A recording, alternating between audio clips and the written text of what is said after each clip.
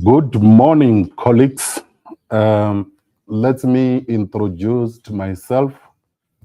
My name is Ruzani Chigemane. I'm head of communications at National Lotteries Commission. Welcome to our webinar, where we are trying to empower our non-profit organization to access our grant funding. So first and foremost, let me introduce my panel, where we will have Mrs. Anash Maharaj, our acting chief operating officer at the National Lotteries Commission.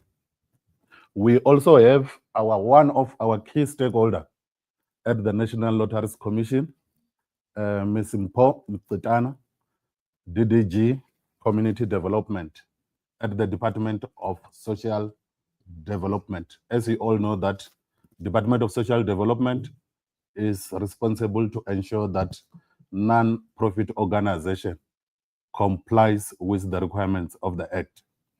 We also have our program managers for Modernization 4.0, which is Ms. Chiki Moffat Mubu, and we also have Mr. Chad Revel. These are our two program managers for Modernization 4.0, which is our online system. And then in terms of our program, we're gonna start now from 10 until 12:30. And then in terms of the proceedings, we will allow question and answers at the end. However, on the comments section on Facebook, you are required to write your comments and questions at the end of the presentation. These panel members that I introduced to yourself, they will be able to answer all the questions that are coming from your side. And also in terms of order of the day, on your screen, you will see some polls there. I think it's 3 or 4 questions. We are trying to determine your level of understanding in terms of our online system, as well as challenges and any encounters that you are facing with our online system, so that we can respond appropriately as the National Lotteries Commission. Moreover, let me welcome our internal as well as external stakeholders, our non-profit organization, our NGO, our non-profit companies to this session. This is very much important session for the NLC. As a result, let me proceed with my program, where I will allow our acting chief operating officer, Mrs. Anash Maharaj, to give us the purpose of the session, why we are here, why we are having this kind of platform with you today. So I believe she's going to unpack the purpose and our online system, what we are trying to achieve as the NLC. So I'm not going to say much. I will hand over to Mrs. Anash Maharaj.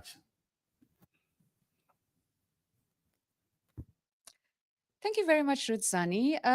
Good morning, civil society, NLC stakeholders, both internal and external. This is indeed a very exciting opportunity for us at NLC to be able to embark on one of many engagements so that we actually enable better channels of communication at the end of the day, and see how we're able to reach all of you outside of the traditional way that NLC has been operating over the past 30 years or so. So in saying that, I've been tasked with the very important task today of sharing the primary purpose of today's session. And I think before I get into the nitty-gritty of it, I'm going to mention 2 key phrases: a paradigm shift and enhancing NLC's grant-making processes. So I think if you can commit those 2 aspects to memory, the rest of this particular webinar is technically going to be dovetailing into processes at the end of the day. So before I delve into it, a little bit of a history lesson. We've been broadly referring to this as NLC 4.0, and I'm glad to announce that we now have a name for it. It's actually called Tutuka. So if you see Tutuka be mentioned on our social media, on our communication platforms, understand that it's one and the same. We're actually talking about NLC 4.0, which is the NLC's new online systems. So how did we get here? It's twofold. We commissioned this study in terms of assessing what is it that the NLC could do better at the end of the day. And we found that we actually didn't have a system that was technically fit for purpose. You applied as a grantee, and we took a significant amount of time to get back to you. And it wasn't the standards we wanted to have here at the NLC. So we sat down and asked ourselves, what is it that we could do to make sure that we improve on our turnaround time? And this was very, very strongly coupled with the fact that we recognized there was an outcry from the public saying, when is NLC going online? Because for those of you who have been our stakeholders for a long time would acknowledge that historically, since inception actually, the only way which you could apply for a grant was paper-based. And that predominantly implied that you had to get up early in the morning, you had to look for public transport, to find your way to the nearest provincial office, and then lodge your application. So we sat down and we said, in taking services to the people, how is it that we can improve on our service offerings at the end of the day? So in terms of having said that, and when we set the ball in rolling in motion, you would also acknowledge that NLC, unfortunately, is a creature of statute. And what do I exactly mean by that? A creature of statute means that we technically obliged to follow legislation. And the NLC is governed by the Lotteries Act, which was amended in 2015. So when we speak about the Lotteries Act, we will say the Lotteries Act as amended. And that legislation is very specific in that it says, you as the NLC, you can only fund nonprofit entities. So if you're a closed corporation, if you're a PTY LTD, if you registered for anything at the end of the day that's profit making, unfortunately, we won't consider it. So then comes the second part of the question. How is it that NLC gets to acknowledge who is profit making and who is not profit making? Well, we only accept registrations or we only accept applications from civil society that can demonstrate registration with DSD, that's the Department of Social Development, which will imply that you're an NPO. Or if you registered with CIPC, which is then you apply or you find yourself complying with what was traditionally known as a Section 21 company, which is now an NPC. And then it means you would be registered with CIPC.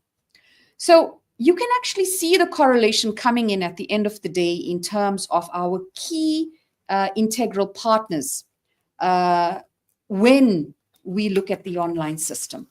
So departure point, paradigm shift, basically aimed at enhancing our grant funding mandate and how it is that we improve our relationships with other government entities so as to ensure that we know who we're funding.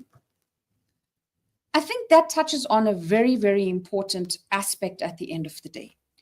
The NLC in the past few years has been receiving in excess of 10,000 applications per annum or per call. And the truth be told is we cannot possibly keep up with this request. Our appetite has clearly demonstrated that our budget only permits for 1/3 of these applications to be funded, which then brought us to the second strategic question. How is it that we get to assess these applications so that at the end of the day, we know that we're really funding those communities that need it the most? So for those of you who have already accessed our system, will see that there is a program or a library of programs that is deliberately set up so that at the end of the day, when we say we are funding for impact, we set the outcomes up front and we are able to channel applications according to those particular outcomes so that it makes it measurable at the end of the day, and we know where the NLC funding has technically been directed to. So in having shared that mouthful with you, we come back to the primary purpose of the session at the end of the day. I've already mentioned key partners around ensuring your compliance at the end of the day, predominantly being that of the Department of Social Development, CIPC, where you'd be registered as an NPC. There are other key critical partners also on already on par with us, the likes of SARS, the South African Fraud Prevention Services, and both my colleagues, Chiki and Chad, will touch on the others that are also key. Further down the line, we would bring in those in terms of DBE. A large chunk of the applications we receive come from ECDs. So, of course, it's critical that we are able to manage the transition from DSD to DBE as well in terms of where the primary registration of these type of applications actually rest.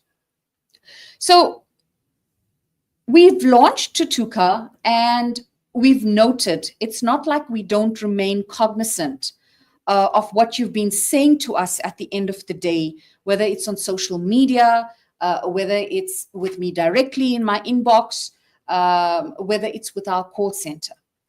So I'm going back to the point that I raised earlier. This is one of many interventions that the NLC is now onboarding to make sure that this is a streamlined process. Yes, it is difficult at first, and it's like I explained to the colleagues at NLC. It's when you're in first gear and you're trying to get up a mountain at the end of the day. And I'm confident that once we peak that particular mountain, it's going to be smooth sailing. The idea behind these engagements and subsequent physical engagements that Chiki will share with you later is primarily to make sure that we assist in bringing you on board.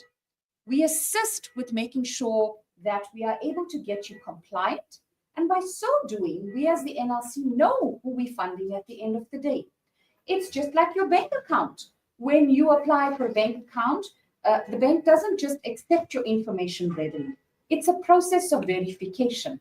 The bank will say to you, you haven't been FICA'd, hence you couldn't withdraw funds, or hence certain aspects were put on hold on your bank account. It's the same when you apply for a cell phone account.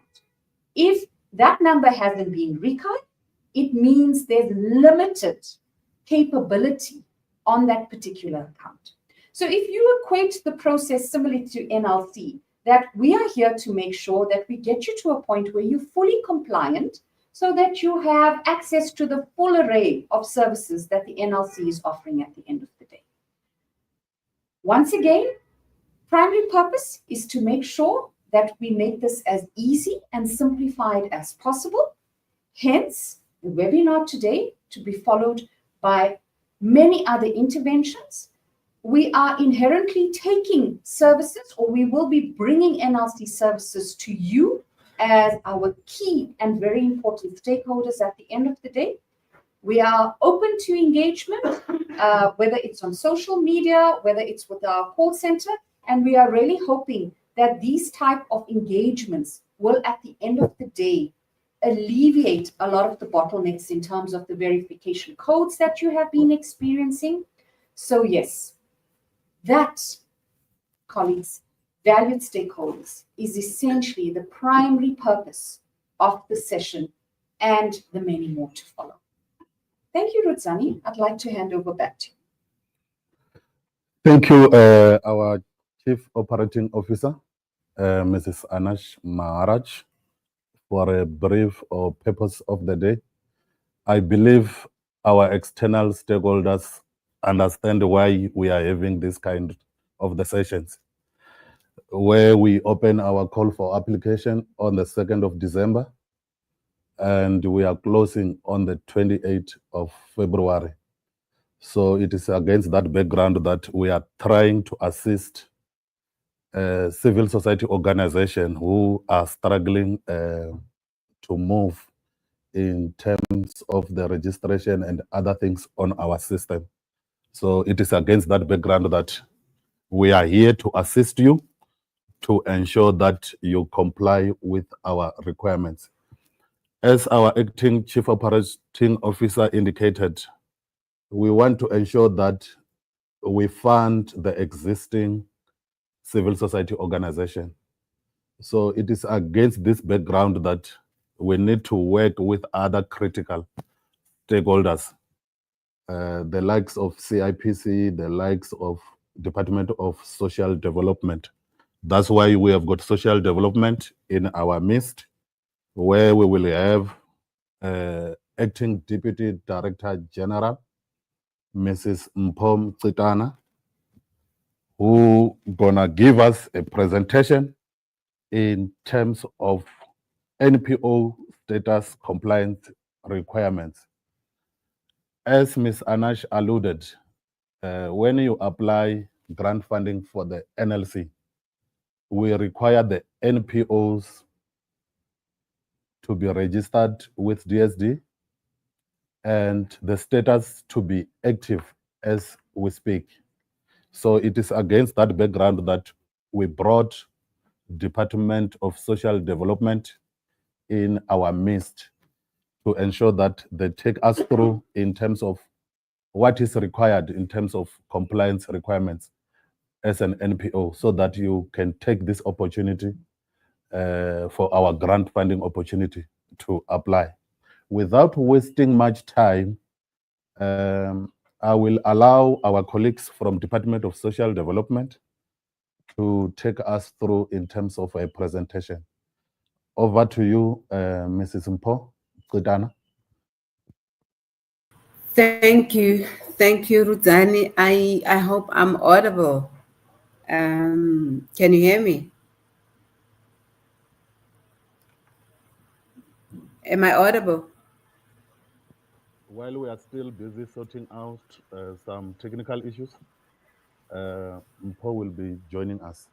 In the meantime, you can see she's already online, but we are still fixing some little bit glitches around the system.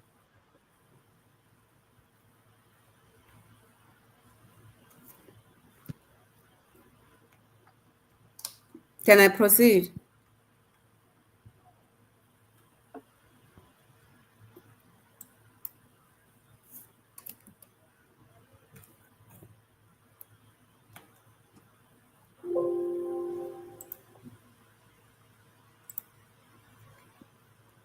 In the meantime, we are encouraging our stakeholders to participate on the polls that is currently on our screen. You can see there are 3 or 4 questions there on the screen regarding to your level of understanding about our online system, as well as challenges that you might be facing when you are applying on our online system. So we encourage for your participation in that regard, so that we can respond appropriately in terms of the challenges that you are facing as our stakeholder. So please participate meaningfully on the polls that is running on our screen, so that we can respond at a later stage. Back to Mpo. Mpo, platform is yours. No. Thank you so much. I hope I'm audible enough. And good morning to everybody. If you cannot hear me, please just shout, but I want to believe that I'm audible enough.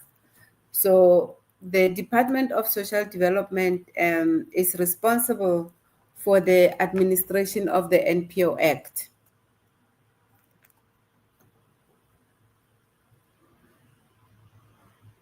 So in my presentation, I'll just give a brief overview of what is the requirement for registration, what are the responsibilities of registered NPOs, what are the key compliance requirements legislatively, and what does the register look like?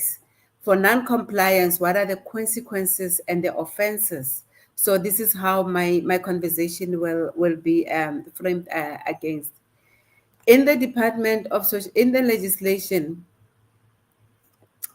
what do we mean by NPO? When we talk about an NPO, that means a trust that has been registered under Trust Act, a company, as Anish has just alluded, the non-profit companies registered with CIPC, but also the associations of persons, which will be your voluntary associations.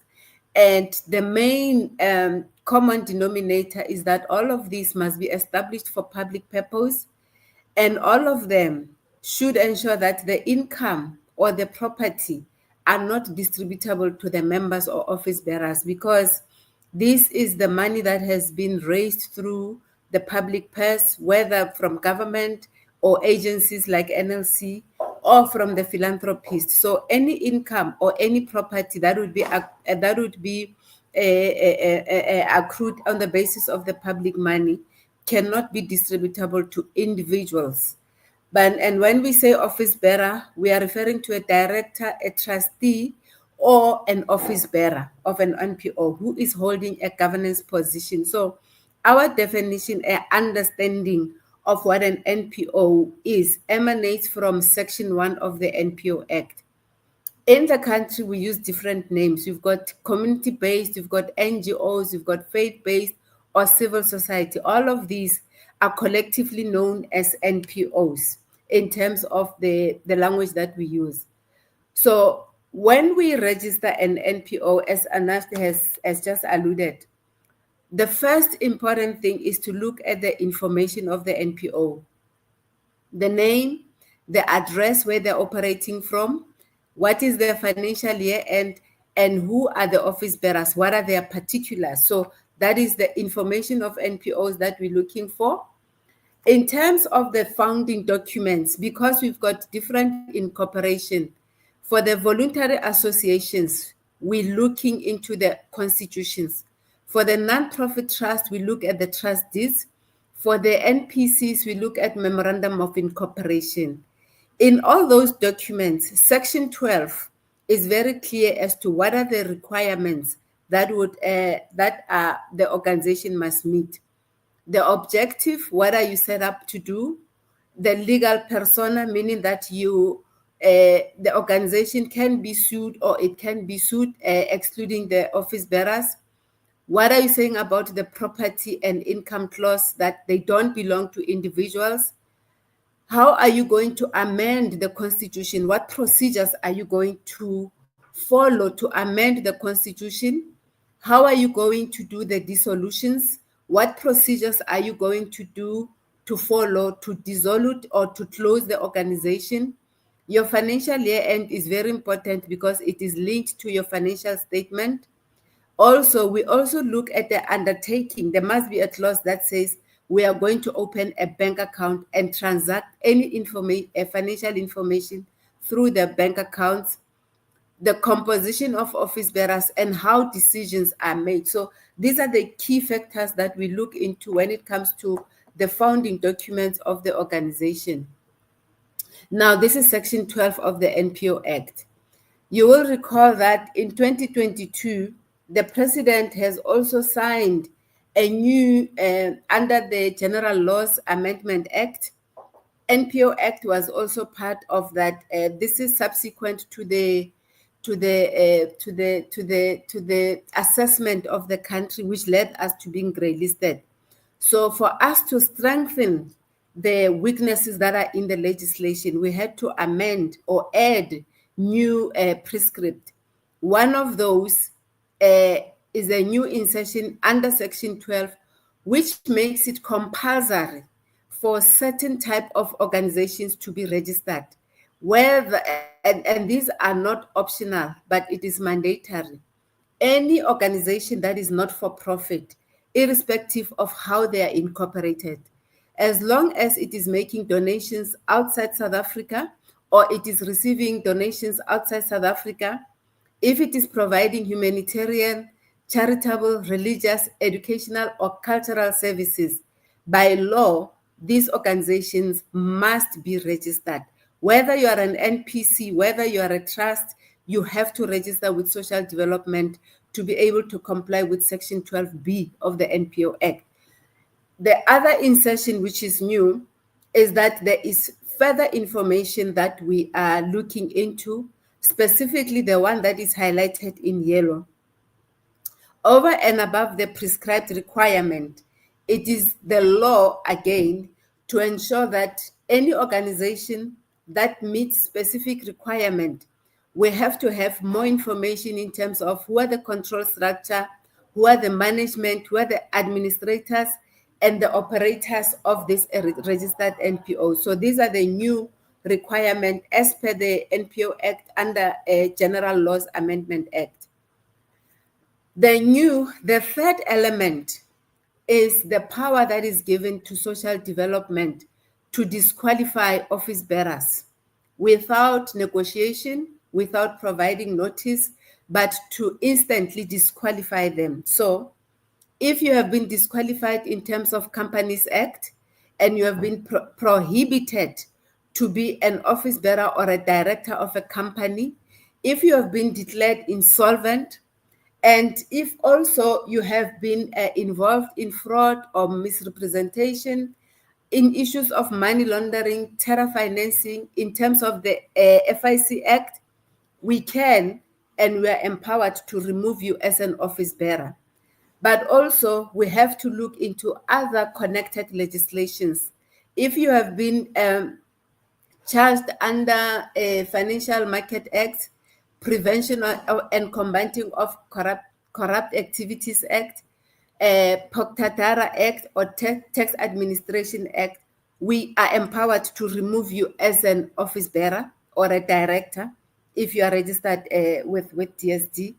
And also, we are not allowed to have anyone who is under 18 or has got a legal disability to become office bearer. So we can remove such individuals. These are the new requirements under NPO Act. So with all of that, it is important just to highlight that we have to ensure that all these requirements, there is compliance with. So if you are an NPO and you are registered, you've got responsibilities. Section 18 is very clear. It gives a guidance that once you are registered, it is your responsibility to keep accounts of record of accounts. Any transaction, you have to have the vouchers, you have to record that. You also have to ensure that there is an income and expenditure statement. So this is the law that is requiring NPOs to have these responsibilities. Once you have done that, you also have to submit those reports to social development. In terms of what are the requirements in terms of duty to provide reports, the annual reports that we request, remember, you have to comply with the legal prescripts of reporting, financial reporting. So, and also you have to submit reports in terms of narrative report. What have you been doing? So the narrative report will give us an idea of activities that you've been doing. Are they in line with your founding documents? Secondly, information of those new requirements, control structure, who is in the operations, who is in the administration, that's a legal requirement. The financial statements, are they done by and assured by an accounting officer and to a standard of general acceptance accounting principles? And the opinion of that accounting officer, who must be registered with the financial accounting body. In terms of the information, compliance requirement is that we need to know if you change office bearers, you are legally bound to inform the department within 30 days. You are legally bound to inform the directorate if you change the address. And also, if you change the address of office bearers, you have to submit that information. This is the legal requirement. It is not optional. If you don't change or if you don't inform the directorate of any changes, the assumption is that the status quo remains, nothing has changed. And this is where, in terms of being stakeholders, as to once we integrate our systems, we will have old information and yet new information will be provided to NLC. If these two information don't talk to each other, it creates a problem and a delay on the side of the NPOs.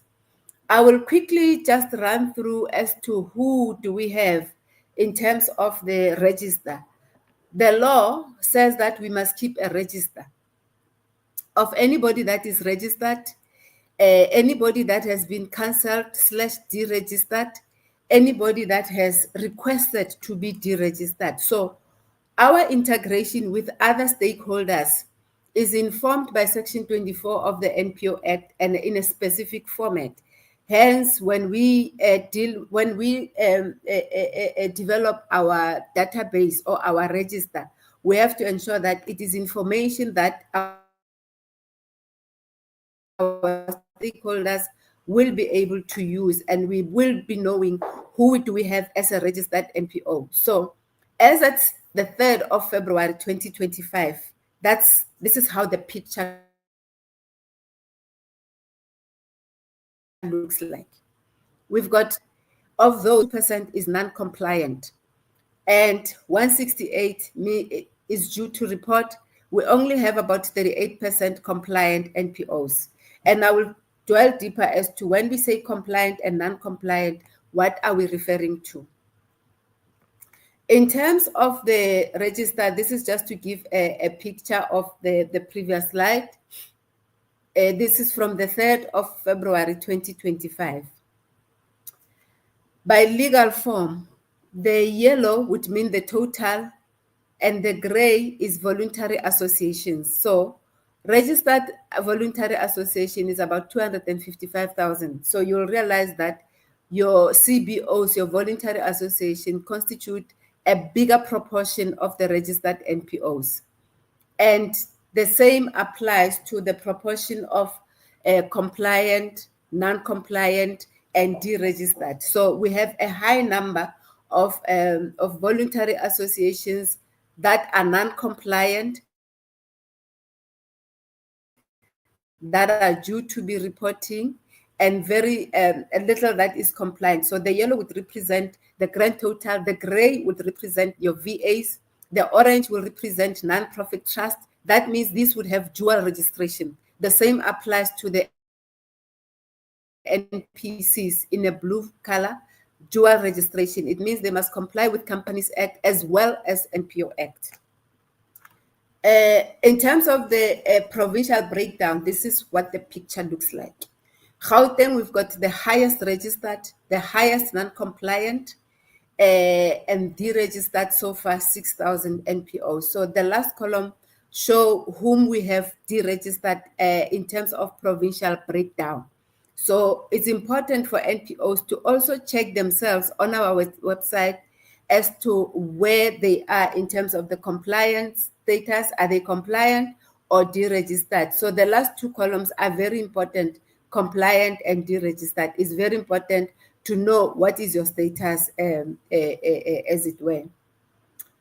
Economic breakdown, we actually demarcate or categorize the economic sector in terms of the non-profit institution that is classified by United Nations. So social services we've got the highest registered NPOs, highest non-compliant, and 3,000 deregistered social services.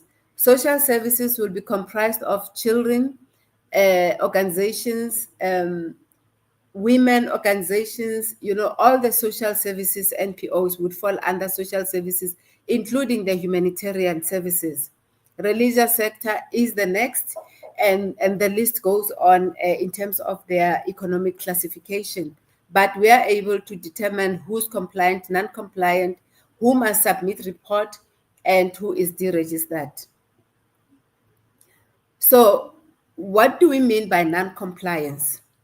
Non-compliance is 2 levels. The first non-compliance is when an organization does not comply with its material provision. That is their founding document. You are registered to provide children to services. However, you go and sought money to do services to older persons. That is non-compliance in terms of Section 20 of the NPO Act. The second level of non-compliance is failure to submit reports. Section 17 and 18 is very clear. You submit reports every year in terms of Section 18, the financial report and narrative report. If you fail to do that, you are non-compliant, you are eligible for deregistration. You fail to submit report in terms of change of office bearers or address, or even the email address. If you fail to do that, that constitutes non-compliance. So it is important to understand different levels of non-compliance. And the consequences of non-compliance would mean that if you do not comply, the director is empowered to cancel the certificate of registration and the registration of that NPO, meaning that your NPO number will be null and void. It will be invalid if you are deregistered. And the procedure is that we have to, in writing, notify you and amend the register accordingly, as I have shown the different categories of registration. So we will amend the register to demonstrate that this NPO number is invalid. It is deregistered because it did not comply with the legislation. There are also penalties for non-compliance. So we have seen organizations winding up, and the law says if you wind up, any accumulation of properties or accumulation of income must be given to another NPO that is pursuing the same objective. So if you don't do that, that constitutes an offense. But it is also an offense for any organization to represent themselves as being validly registered. The organization would say that we are registered in terms of the NPO Act, and when you check the register, that number does not exist. That constitutes an offense. Other offense is an organization using an NPO number belonging to a different organization. I normally say that this is the same as using an ID number. You don't give your ID number to somebody else, or borrow your ID number to somebody else, or sell your ID number to somebody else. So if you do that with the NPO number, that constitutes an offense. And also anybody who submits fraudulent documents to social development to say that our narrative or our financial status is like this, whereas it is the misrepresentation that constitutes an offense.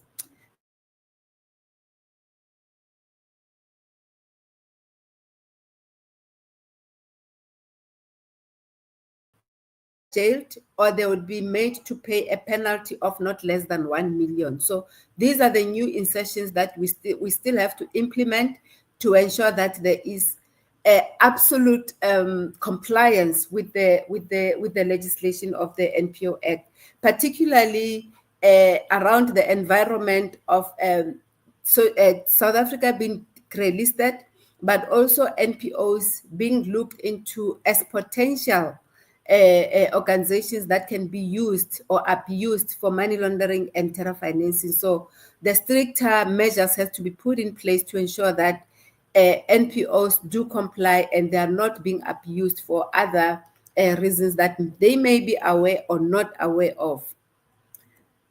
Lastly, this is what we think it is important for NPOs and other stakeholders to be aware of, that there is mandatory registration. How do we ensure that everybody is aware of what are the requirements for compulsory registration?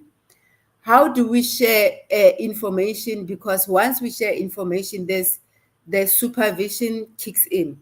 Information we share but how do we ensure that there is continuous supervision and monitoring?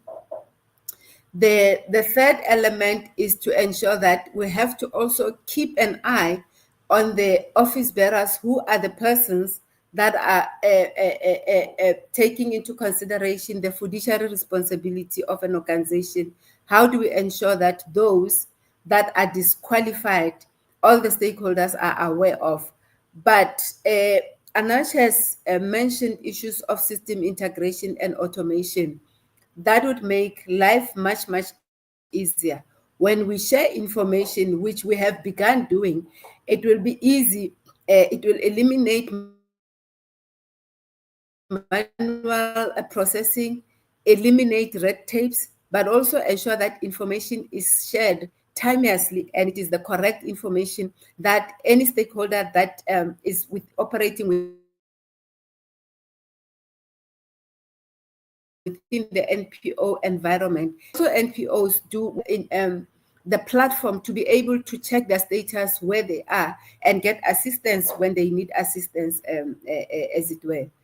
So with that, I think I will pause there, and we will just come back when it is Q&A session. Thank you so much.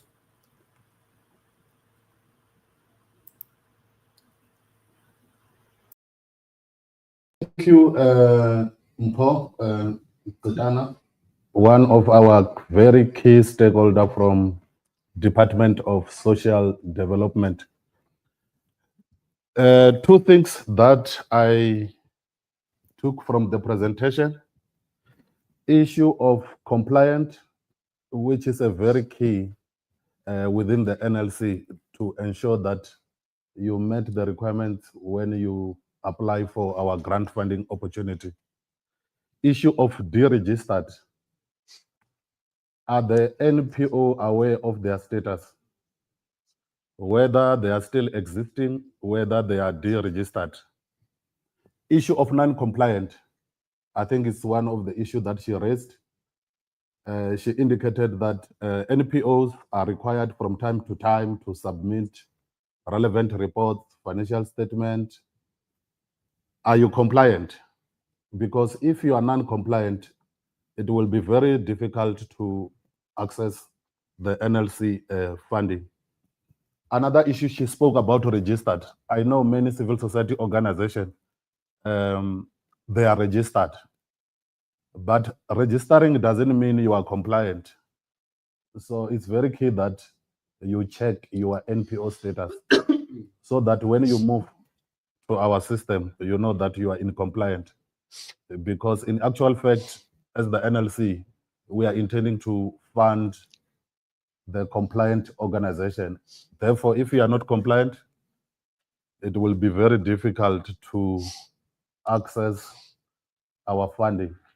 So my main takeaway with this presentation: make sure your NPO is in compliant with the DSD, so that when you move to our system, you know that you met at least the requirements of compliant. And then we will move to the next item. Maybe before we can move to the next item, please, civil society organization, please write your comments or questions. And then at the end of the presentation, we are going to address those questions that you write there on the chat. So we are not going to entertain any questions at this stage because we want to entertain them at the end. So it's critical that you write those questions on our chat or you write them somewhere, but during our Q&A, we urge you to write them on the chat so that we can access them. So we are going to take them at the end. And in terms of our program, I think we are still within the time frame of the program. So we're gonna move to overview of compliance requirements and technical support, troubleshooting, and addressing common challenges. This is a very much important presentation of the day. I know you are confronted with different verification codes NLC 200, NLC 300, NLC 301, NLC 404, NLC 405, NLC 421, NLC. So as such, I know you group them according to your challenges. So please listen attentively so that at the end, we are able to achieve what we are intending to achieve with this session. The main thing is to make sure that you understand these verification codes so that at the end of this presentation, you are able to maneuver on our system. Over to you, Mr. Chad Rivel, our program manager for modernization 4.0. Thank you, Chair. Yeah. Great. So I'm Chad Rivel. I'm the lead engineer in the Commissioner's Office on the Tutuka system, and going towards is looking at the technical level on what you're facing every day when it comes for compliance, and how does the system pick up various reason codes where you might get stuck. So when we go through the systems itself and you're facing with various challenges on the system, the way the system actually works is broken up into various sections, from organizations compliance to director compliance, as well as your own entities in compliance. So by doing that is, if I take a step back, is that the NLC has signed agreements and MOAs with DSD, with CIPC, South African Fraud Prevention. We got all internal APIs running. We got arrangements with banks. We've got arrangements with SARS. All these things related to where all these verifications happen. Previously, this process was manual, and as you can recollect, is that the CLOs at the NLC had to go through these things manually. Due to there was a lot of non-compliance as we picked up through the system, through the process. This is what indicated that we move over to a new online system. And by doing that, we saw that the integrations into our partners is actually the most fitted way to go to ensure the compliance of our applicant. The reason for that is to ensure full compliance is that we need to know who our applicants are. Are they fully compliant? Are they actually registered with CIPC, DSD, and are they listed somewhere else in these organizations? And by looking at these verification codes that the system actually provides is actually broken up into various sections. And I will tell you exactly why these things are actually in place. So when you are faced with the reason codes, it talks about, if you start with the first one, it's called 404, meaning if you registered with the National Lotteries and it provides you with a code called 404, it means that your registration cannot be picked up with the DSD or with CIPC. And that's just by using your registration number. Please, if you are registered, just ensure that your formatting on how you introduce your formatting of your registration number for CIPC DSD, just ensure that is as per that is on your registration certificate going forward. The next code is the 405. This is one of our what we call high risk codes, meaning if they stuck with the 405, meaning after you pass the organization one to say yes, your organization could be found. The second thing that the system checks you against is that can your directors be verified? Meaning if you with DSD or with the CIPC, it talks about can the system identify one of them? If you're faced with the 405, means that none of the directors that you've put onto the NLC system can be verified with the CIPC or the DSD. This is actually a code that actually alerts the forensics teams as well as potential hijacks.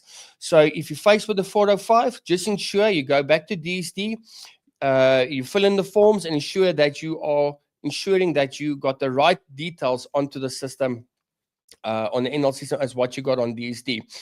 The 421 code. the 421 code is related to your directors' numbers do not match. By saying is if you got 10 directors in your organization and you only got 5 and you've only listed 5, the system actually goes and count the directors at DSD and CIPC and ensures that you list all the directors. This is actually to prevent director collusion and ensuring that all directors is listed with the NLC, as is what is there from DSD or CIPC.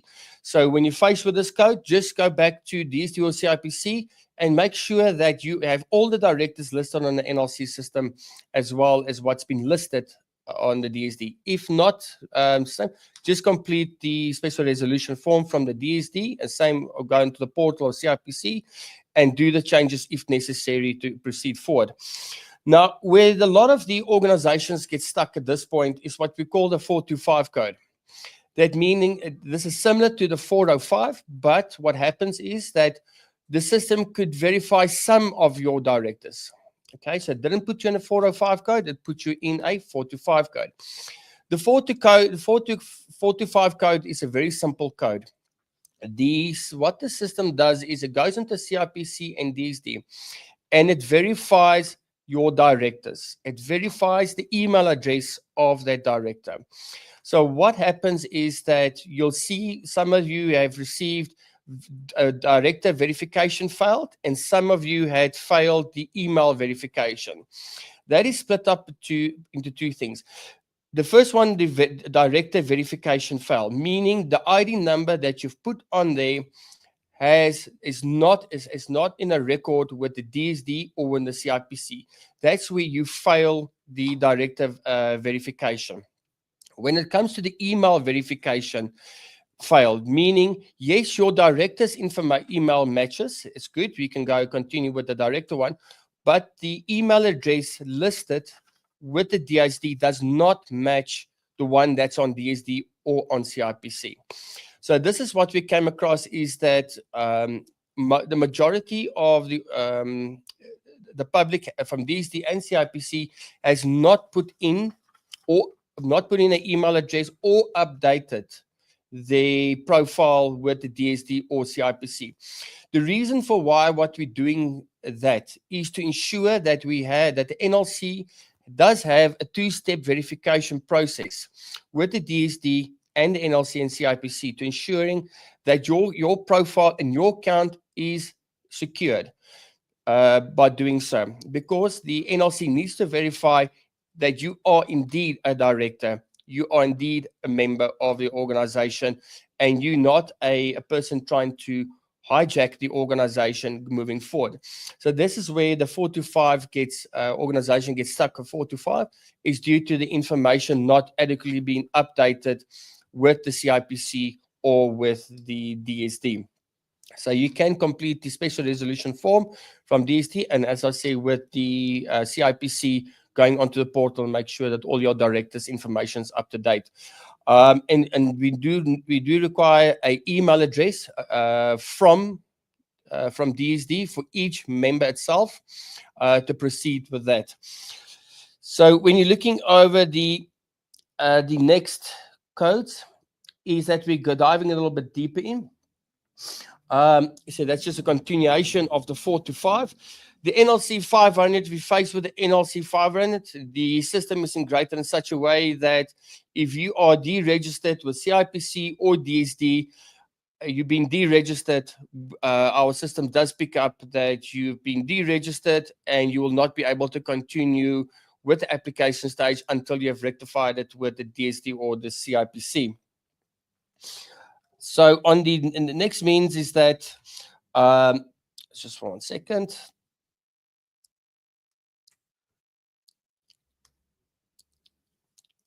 Is your 501, is that meaning the 501 code, if you do face with the 501 code, that means is that once you've actually gone through putting in your registration number, you put in all your directors, they have directors matched, your emails is done perfectly, but you'll see a notification goes through to that email that's been verified with the DSD or with the CIPC an emails get sent to that email address to verify and give consent to open up the profile with the National Lottery.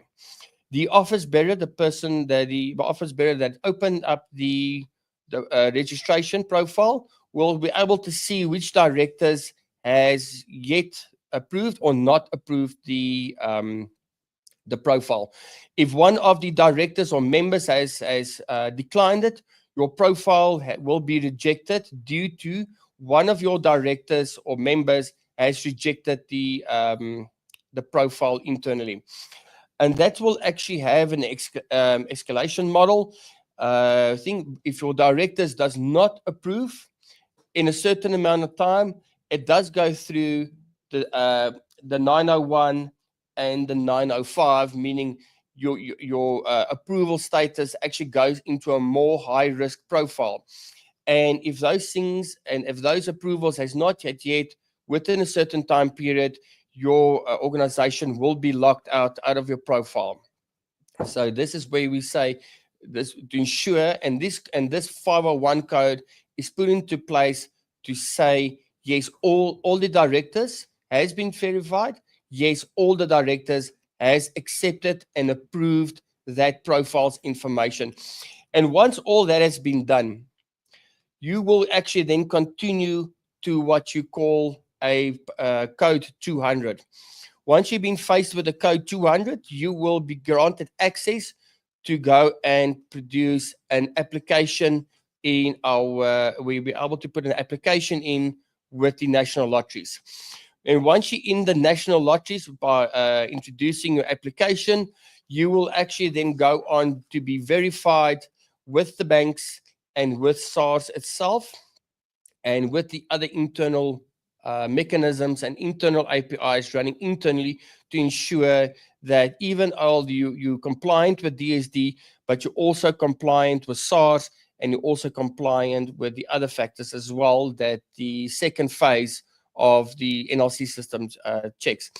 It's not to put up high barriers. We're not asking anything different than previously before. We're asking the exact same things, but in a new method on how we're checking these things. We are doing full 100% checks on every single line item that enters into the NLC space to ensure that everything that moves forward into the NLC has been fully verified, fully aligned to what the National Lotteries DSD CIPC requirements is moving into. So yes, so that's all the codes that of registration. We will do further communication as that what's been said is, but yes, now we are stuck with the 4 to 5. We are looking on to progress. How can the NLC and DSD continue to assist the organizations, the public, on how to apply further, how to get compliant in these matters? And this is where my counterpart, Chikit Mubu, will give you on what the DSD, NLC, and all our members has done to ensure that all the applicants will be compliant within a short period of time. So by meaning saying is, if you registered once, you registered for life. You don't have to go back next year to go re-register. You'll, like I've said, is just keep your profile up to date with the DSD and with the CIPC. The system will actually automatically do your compliance checks. And remember these, just one code, and that is your code 300. Your code 3, if you're faced with the code 300, it means you have changed something on your profile. You've updated some information on your registration, and this will put you back at a code 300.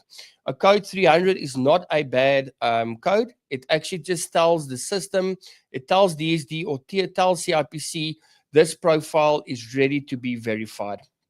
So that's what that code is about. And the APIs has been set to scheduled on Tuesdays and Thursdays, where these profiles are scheduled to be run. So if you're on a 300, just ensure that just don't go back and change it. Just leave it as if you're in a 300. Let the system run on the APIs. It will give you your new outcomes after the APIs has been ran. When it comes to the 301 code, the 301 code means that you've not yet completed your profile yet. You were in the you were in the middle of the process, but you stopped midway and you did not yet complete it, or you couldn't get back into the system, meaning of a password issue, or you thought you just have a look at it, but you never continued. So these are very reasons, but Chikit Mufat-Mubu will take you through what the NLC has done with these DNCIPC and SARS. How do we ensure that the public, the civil society moves quicker through the application, the registration phase, getting into the application side more freely and quicker. Thanks so much. Thank you, Chad Rivel, for brief presentation about the NLC verification codes. As I alluded, this is very much important presentation because these are some of the challenges that our beneficiaries are confronted to when they apply. So we are going to ensure that this slides is there on the YouTube as well as Facebook, and also on our website. If you check our website, www.nlcsa.org.za,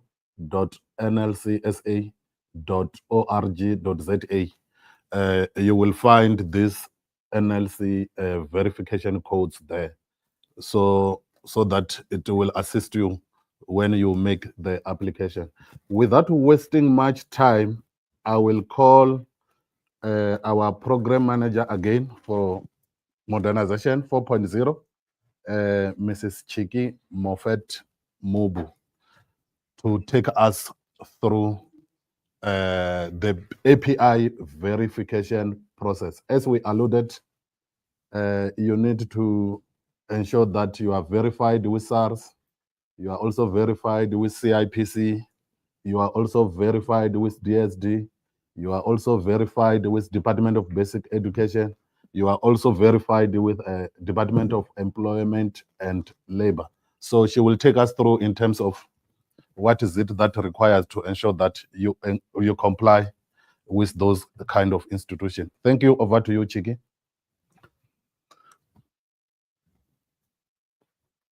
Thank you so much, Rudzani.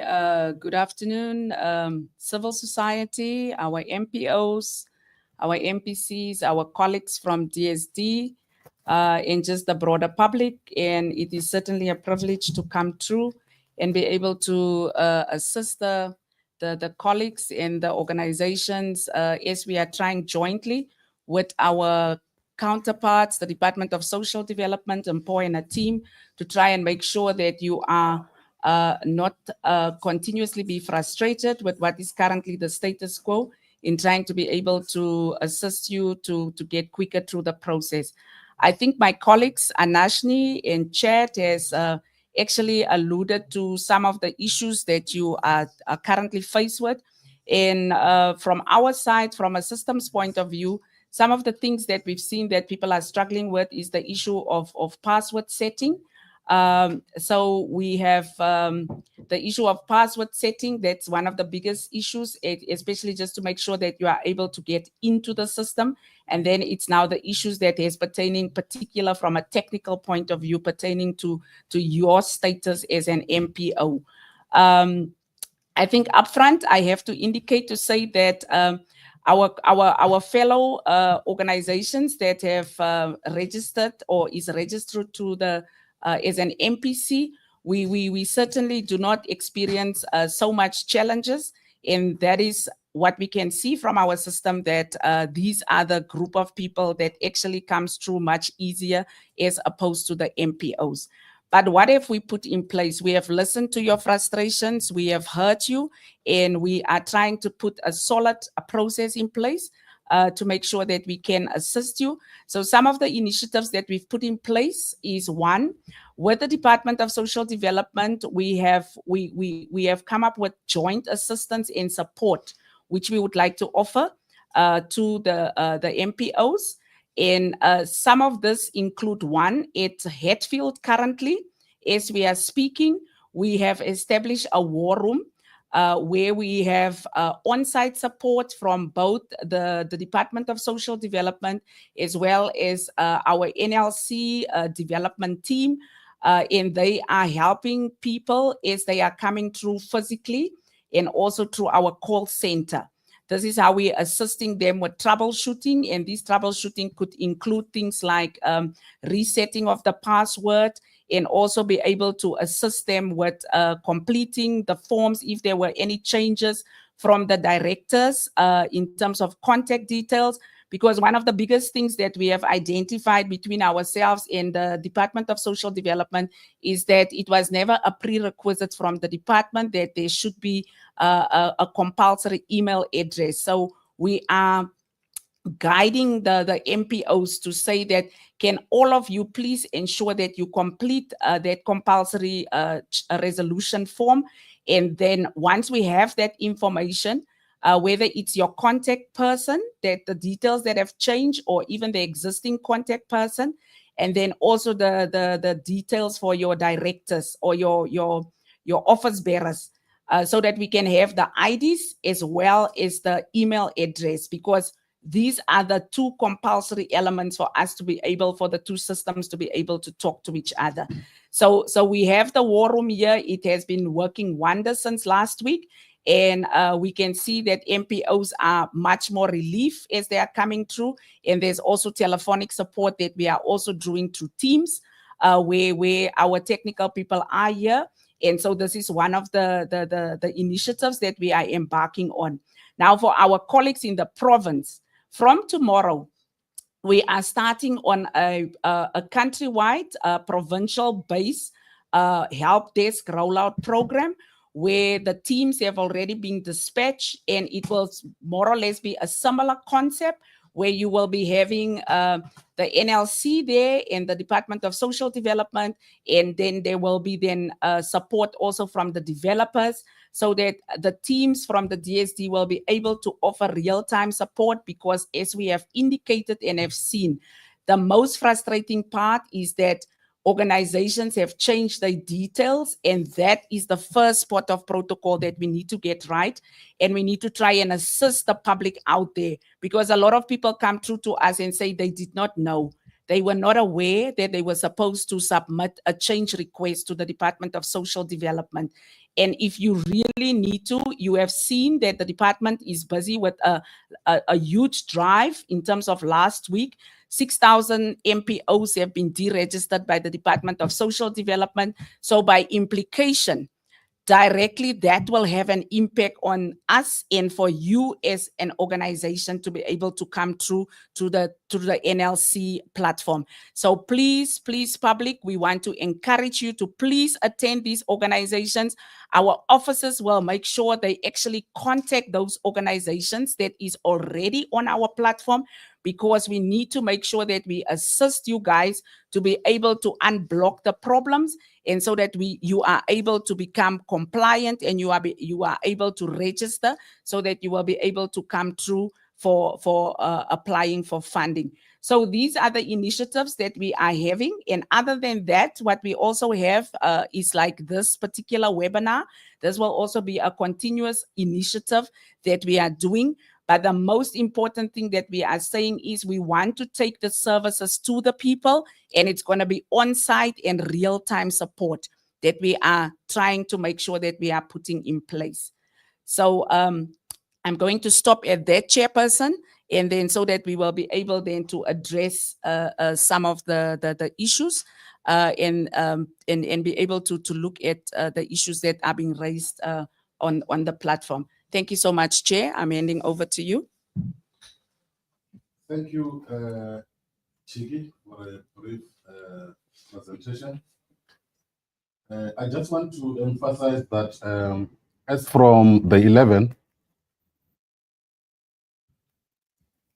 thank you, Chigi, for good presentation. I just wanted to allude on what you have said.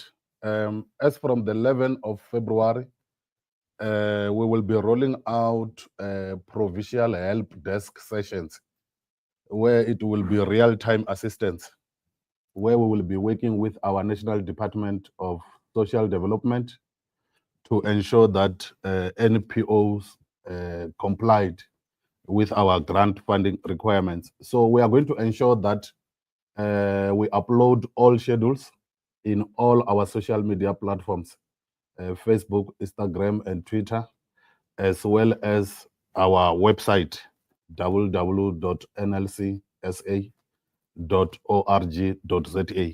So we are going to ensure that all provincial help desk schedule are uploaded in all those communication platforms, as I alluded.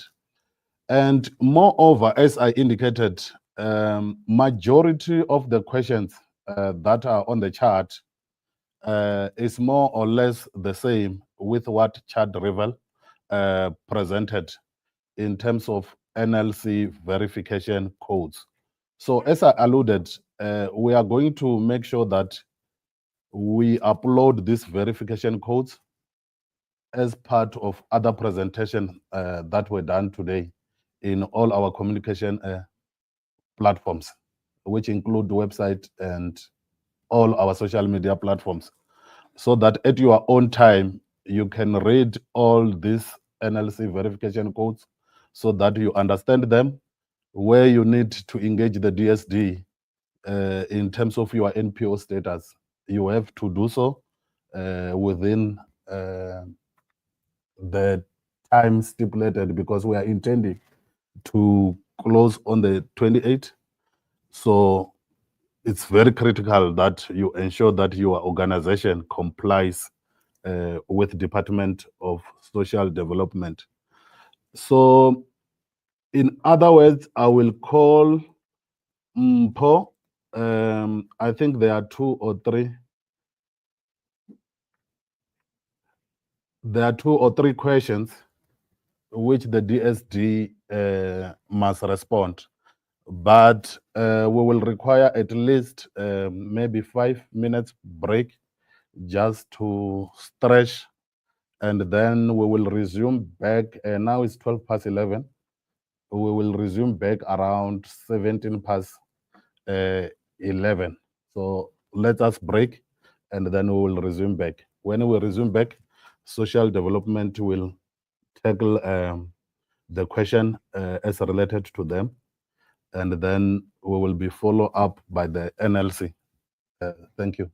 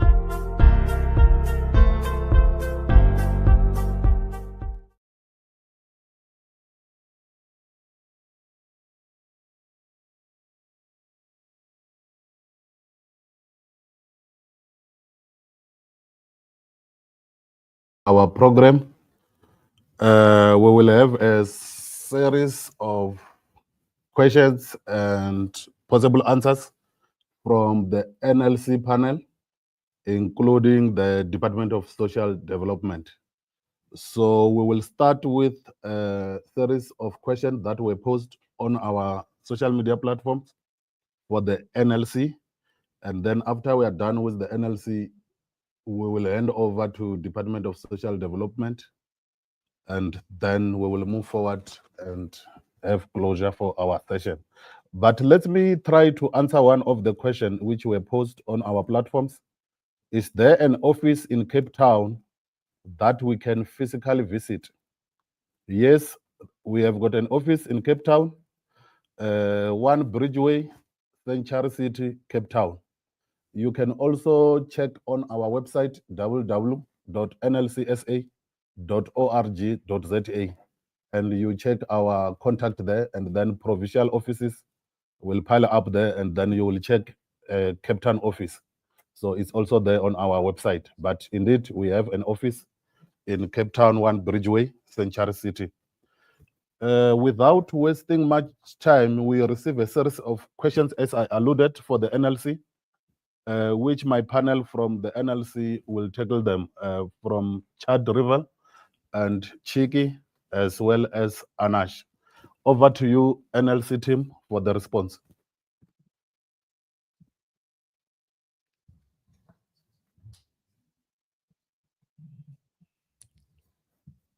Great. Thanks, everyone.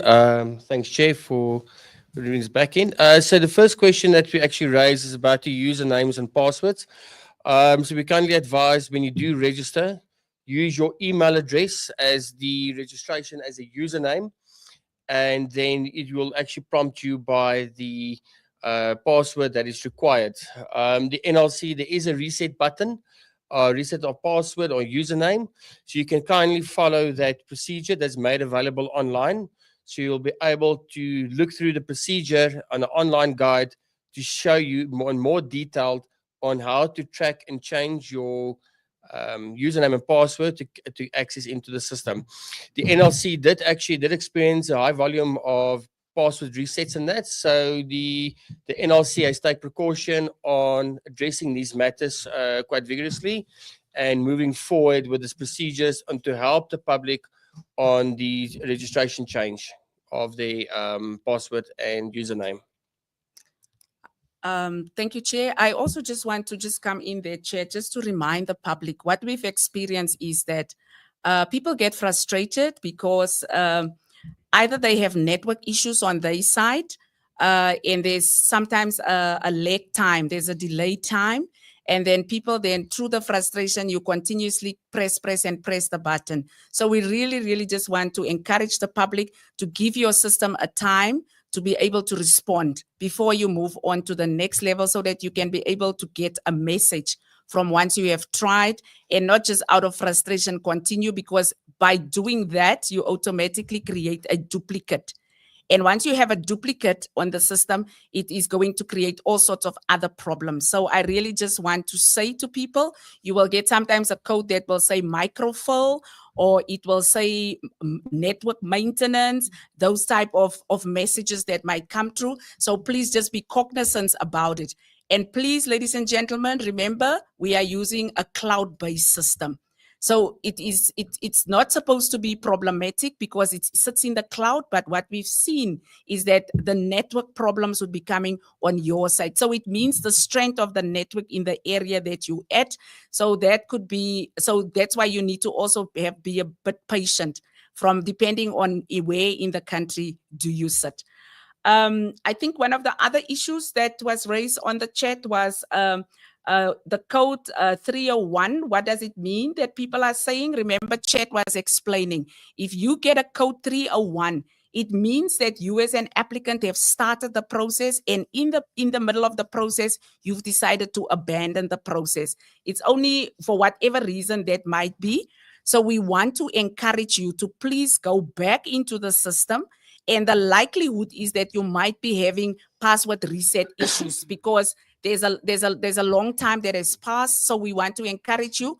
We do have sent how to reset the password, and if you continue to have problems with that, please contact our call center. We will be able to assist you, as well as your provincial office. The CLOs will be able to assist you to navigate through the resetting of the password. But we can see there's a large number of 301s on the system, and we want to encourage you guys to please continue with completing the process, because there might be other issues that might crop up as you move along to try and complete the process. And then I want to move on to the next one that is talking about the error code 425. Most people are asking about that particular issue. Remember, that is the biggest problem we have. I've indicated what we have seen. The DSD will also come through to confirm this. Depending when did you register as an MPO, the DSD never used to make it compulsory for providing the system with email addresses. And in some cases, even ID information is not there. So for the two systems to be able to talk to each other, that is why we want to encourage that number. It's also a high number as we are looking at the stats. Just like 301, 425 is the second biggest number. So we want to encourage everybody to say that please complete those two forms of the DSD. That is where you complete and update your contact person's detail as per the MPO Act. And secondly, that is where you complete the change resolution process. This is where in the meantime, you have changed directors, people get married, they change surname from the time that they were there, people pass on, you replace people. So please, to the MPO sector, please complete those two forms. Once you have completed the two forms, you can even take it to our provincial office, and the provincial office will then send it up to head office, because remember, in terms of DSD, the changes can only be made in Pretoria. So that is why we have these people in the provinces, as they will be starting the provincial help desk, and they will also be here in the war room. So we encourage you, take the forms to our provincial office, and the staff there will then forward it to us, the side, and the DSD team is sitting here in Pretoria, and they will be updating your information. And the next question that you guys were asking, that people say, how long does it take? It takes 5 days. The DSD have committed 5 days it will take to make the changes on the DSD portal. So for the public, please remember now, once we have received your information, we've given it over to the DSD people. It takes a week. After that week, we must allow the system for the APIs to run, which means it will be the following Tuesday if the information has been updated, and then you're supposed to be getting a new code to tell you where exactly you're at. So I'm going to hand over to one of my other colleagues to take over the next questions. Thank you. Okay, let's see. Areas of forte.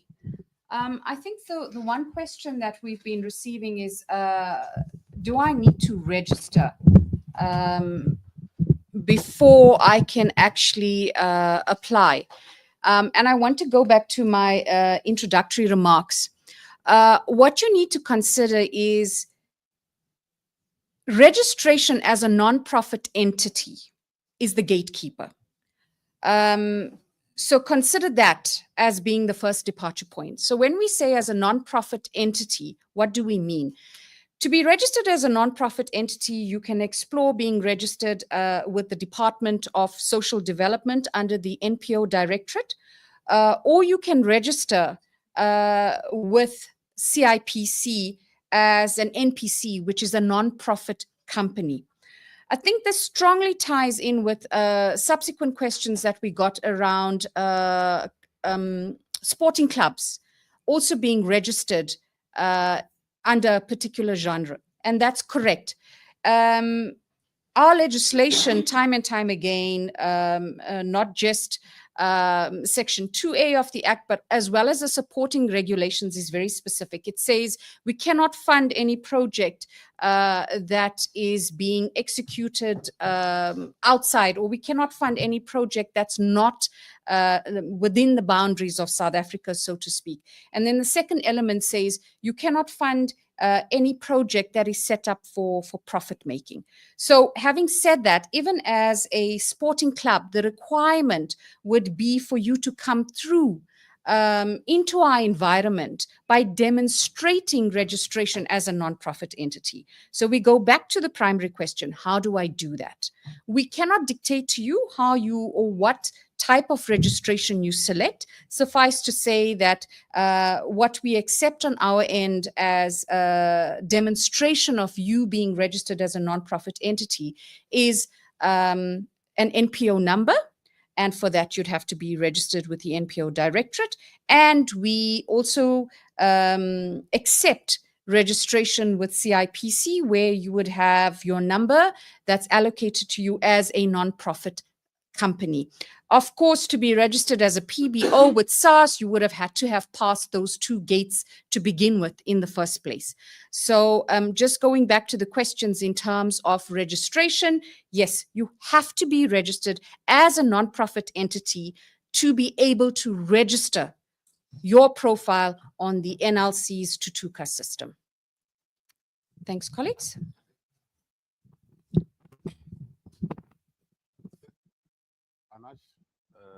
For the response. We will also have one question that Chad will respond regarding the issue of registration with Department of Labor. Over to you, Chad. Great. So it's a part of the Department of Labor. So what the NLC looked at as well is that all the staff within your module, within your registration, that you'll notice that we require that you list all your employees, your temporary, your employees, your people you pay stipends for, all that is required within the registration model.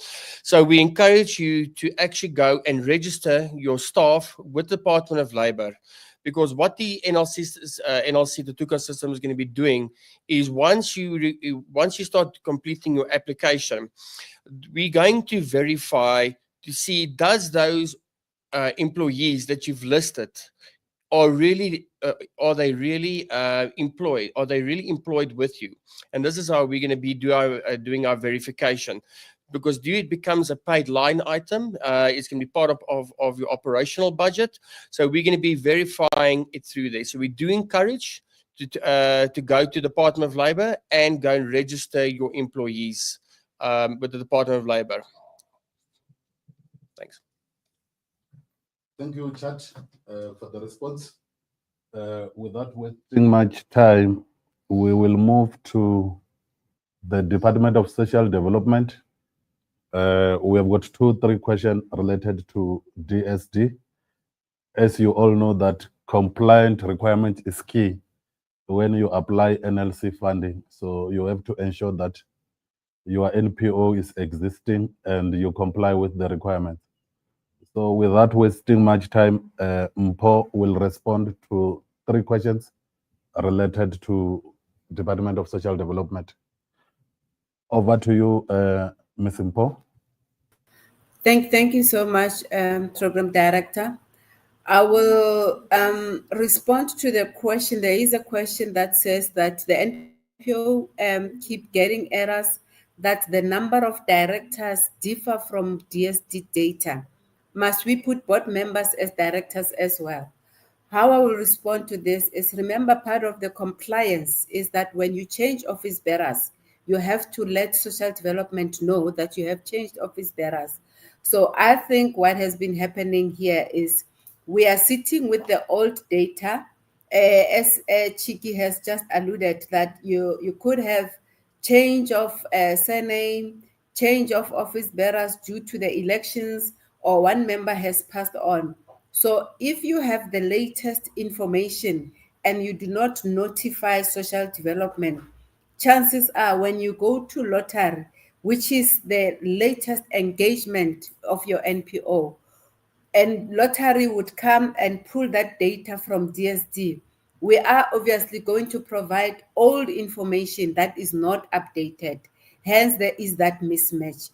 The important thing is, and what we have done is that we have notified NLC that these could be the reasons why there is that mismatch. But The templates are there, the forms are there to make it easy, because we don't want to be the reason processes are delayed. Therefore, any NPO that has the latest information but did not notify us, they are obligated to fill in the form so that we have it on record.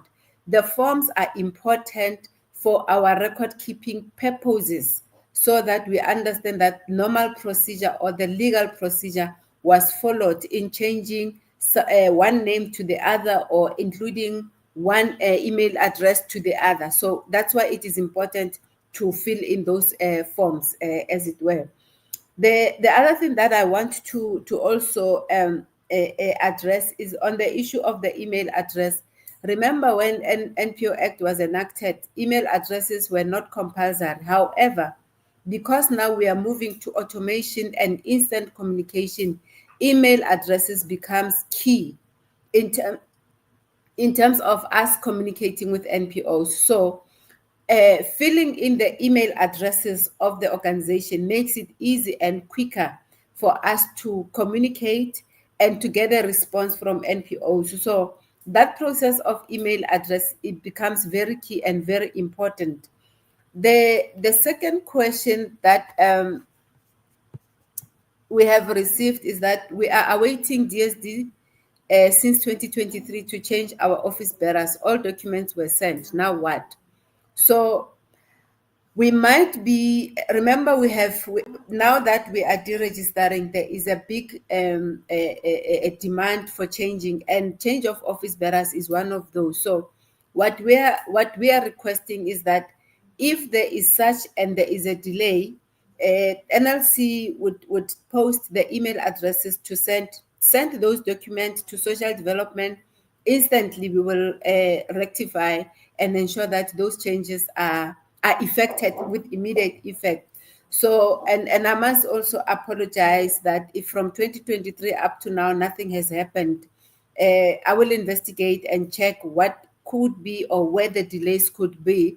From my understanding, we are on track, unless the documents are somewhere in the system, but we'll definitely follow up. If we can get the details of such NPOs, we'll definitely are committing to fast tracking that. Must NPOs visit DSD offices to register? No, not at all. There is an online registration, which is immediate and instant. Once you submit your application online, you will receive the reference number, the APP number, that you can follow up with, and it becomes easy for us to track where it is and ensure that we fast track that.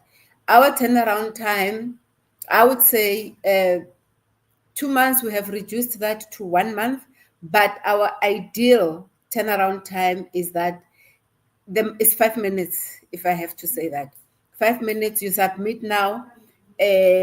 Our intention is to ensure that within the next 10 minutes, you should be registered.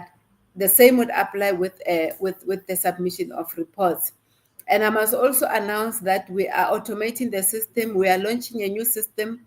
By the end of March, we should have a fully functional online system that reduces human interaction, where NPOs can apply and submit and update online without having to submit the paper documents. So we are hoping that come 1st of April, everything will be automated, and NPOs should be able to use their cell phones, use their internet. If you have data and the cell phone, you submit, and instantly you should receive the feedback from social development.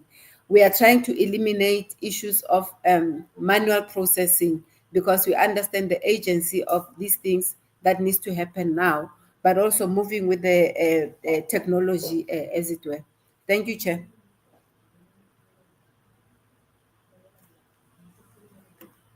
From DSD in terms of the response. Maybe from my side, 2 things that I want to highlight. The establishment of the war room between the NLC and DSD. We have got switchboard number which you can call during working hours, which is 824 0860 065 383. You can also check the number on our NLC website. Moreover, as one of the speaker indicated, we are going to have provincial help desk session in all 9 provinces. We are going to share that information in all our digital platforms, our website, and in all social media platforms, so that you can check in terms of your province, when are we coming there as NLC and DSD to assist with this kind of verification codes. Before I move to way forward, I will hand back to Ms. Anash Maharaj, our acting COO, before I move to way forward. Thank you. Thank you, Chair. All right, I can see that there's a lot of questions online, and I wish we had the luxury of time to go through every single one. Suffice to say that the commitment from our side as NLC is to go through all of them and make sure that we are able to respond to you. But just for the ease of reference, I see some of the themes that are coming through. How many times can one organization lodge an application? And unfortunately, at this point in time, due to limited resources, you can only lodge one application per organization per call. And of course, you have your 12-month cooling off period that you also have to factor in. So if you registered as ABC Home Care, you can only lodge one application with the NLC. I've also taken note, there are a number of requests pertaining to extension of the deadline. Please allow us up until Friday for us to consult the board as well as EXCO so that we can communicate in turn. But we have made note of your requests given some of the challenges being experienced. The war room number or the NLC contact center number, one more time, is 08600 65383 or 08600 and then NLDTF, if that's easier to commit to memory. 08600 NLDTF.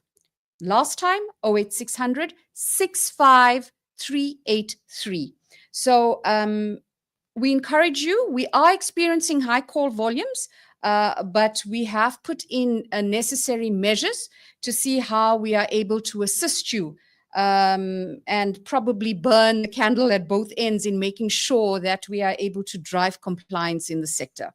Chair, I think having said that, unless there's anything else that we haven't addressed, I'd like to hand over back to you. Thank you. Thank you, Anash. I will hand over to the second panel, Ms. Chiki, for way forward before I wrap up with chat and social development.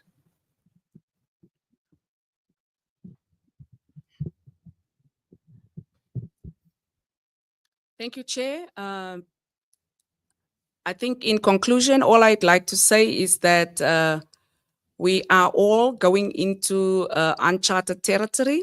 It's exciting, it's scary, and we know change is not always easy, and especially understanding the makeup of South Africa. And that is why we are here to ensure that we provide the necessary support in holding hands of our MPOs and our MPCs so that we can ensure that money goes to those deserving organizations. And we are just working jointly together as government to make sure that we are developing a capable state. And this is one of the issues that we are trying to assist in assisting all our sister companies. And we just want to reassure the public to say that no one is going to be left behind. And the NLC, with the Department of Social Development and with the CIPC as well as SARS, we are all here, and we really want to make sure that all our organizations are compliant, and we make sure that funding is going to those deserving organizations. So I want to continuously wanting to encourage the public out there to say that once you're on our system, we will certainly give you preferential treatment to make sure that the Department of Social Development is paying attention to whatever the issue is based on the verification code, and so that we can make sure that you move from one status to the next until you are able to receive a NLC 200, and then you know that you are ready to be able to apply for funding. So I'm certainly looking forward to see the buzz in our offices and also to hear the feedback from our provincial help desk. And together we will be able to overcome this. Thank you, Chair. Thank you, Chidi. I'm going to hand over to Mr. Chad Riven for closing remarks. Great. Thank you for everybody attending this webinar and moving forward as a collective with DSD, NLC, CIPC, and all the other parties that the NLC is endured in. As part from the technical group from the NLC is that we fully committed to the war room here at the NLC offices. And as we actually expressed is that we encourage you to register with the National Lotteries to ensure that we will have sight of you on how to actually push you through the system with the DSD or CIPC. And then where the technical teams, if you have any other issues related to the system, where the technical teams here at the war room will be assisting you through scheduling a meeting and all that going forward. So yes, we've got multi-channels of getting the organizations compliant. And one of the channels is directly with the war room itself, moving into how to get the organizations compliant so they will be able to continue with the application. Thanks. Thank you, NLC team. I will hand over to Department of Social Development, Mpho, for closing remarks before I close the session. Thank you, Chairperson. And let me also appreciate this partnership with NLC in the interest of ensuring that we create an enabling environment for NPOs as they provide the services. Having said that, but also stressing the importance of compliance. Compliance has got much benefit for NPOs because NPOs that are compliant actually, they are eliminating or reducing the risk of receiving penalties in the form of deregistration. But they are also, compliance would mean there's an increased trust, public trust, over and above getting funding from institutions such as the NLC. It's important to understand that compliance increases your chances of gaining public trust. The third element is to improve governance. An organization that is compliant demonstrates that they understand what is the governance responsibility of such an NPO. So for us, it's very important, but also it is encouraging to see and to know and understand that NPOs are part of the development categories, and we have to support them. We have to ensure that we assist them to comply in order for them to assist the communities that are in dire need of their services. Thank you so much, Chairperson.